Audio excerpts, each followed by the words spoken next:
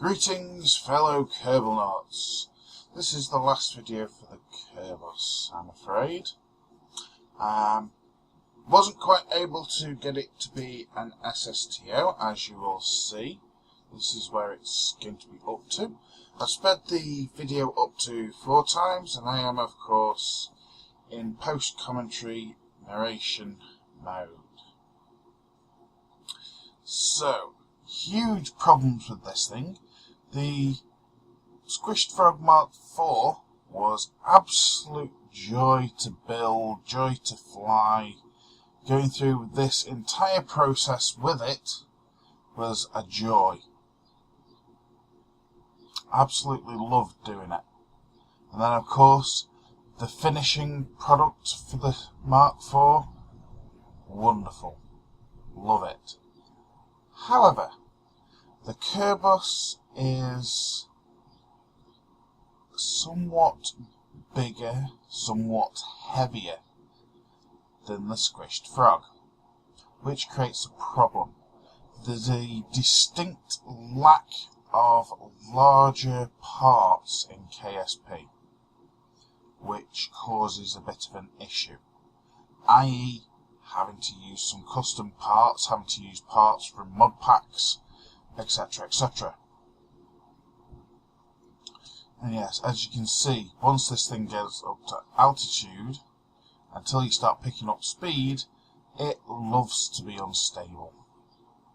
I was fighting with it for ages. Anyway, so part of the problem with the Kerbus is I'm using a bigger main fuselage to it. Oh, that reminds me. Speaking of the fuselage, is it me, or does that thing look like a guppy? You know, the flying guppy? Great big cargo carrier? Come on. Somebody's got to agree with me on that one. Anyway, yes, using larger parts for the core, don't necessarily have larger parts for everything else, or certainly not the strength. Hence, all the space tape was required. Now,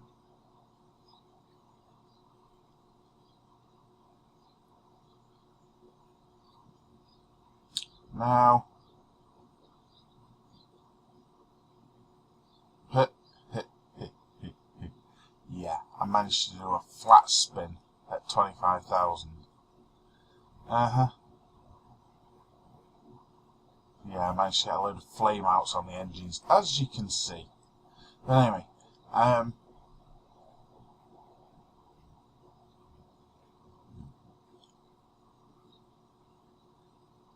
was constantly fighting with it to try and get it to behave, get it to fly in a straight line.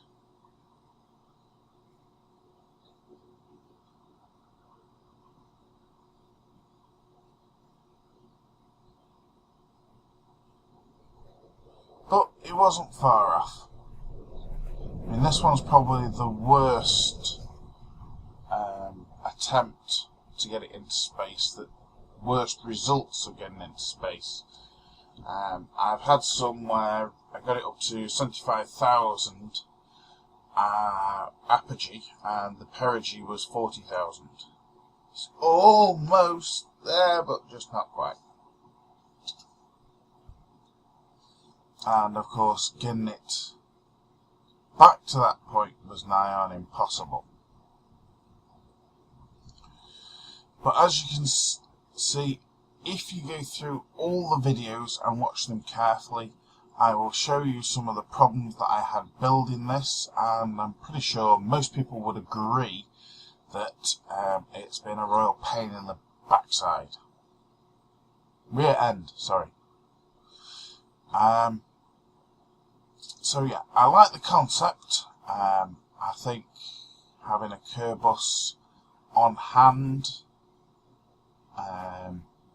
that is capable of taking off from Kerbin, even though it might need a refuel in low Kerbin orbit, is kind of irrelevant, as long as it can take off and get into an orbit above 70 kilometres. Yes, I put some lights on it, as I did show in the last episode, just for some fun. But basically, we're in the dark, we're coming back down now. Not a clue where we're going. This is one of the good things about properly setting lights up. Now, some people are able to pinpoint their landings. For example, last night I watched an episode of Interstellar Quest from Scott Manley, where he botched his re-entry and overshot the runway. Majorly overshot the runway. Well, so what? He managed to get it back. Who cares? But when you're coming down like this, you don't have a choice. We're miles away from the KSC. We think we're coming in over land. We don't know what land it is. For all we know, there could be a cliff face right in front of us. It's dark. Yeah, okay, it's not dark. I picked up the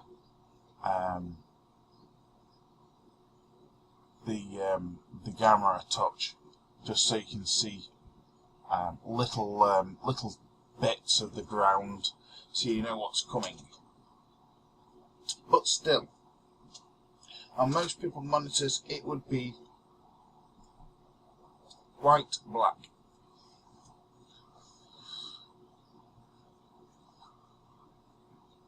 So we're just spinning around there. We know the ground's coming up somewhere, so yeah, okay. So on its way down, I was taking some photographs as well. So let's go ahead and set it up for glide. One of the good things that I did manage to get done, if you remember from my first attempt to make it fly, it didn't have a lot of wing area on. It now has lots of wing space, and it, when empty, it will glide properly. Of course, you have to have it empty. If you are coming in with fuel and oxidizer, then you need the engines on. Right, and there's the landing lights. So a quick flare there. Ba-dum, ba-dum. And we're down. That's a glide from what, 30,000? Oh yeah! Is that the weirdest thing you have ever seen? That's got to be darn close. Let's go take some more photographs, why the hell not? Anyone want to play around with this concept, go ahead. But I have to move on to the next project now. I'm CW. And we didn't crash on this one at all. Bye for now.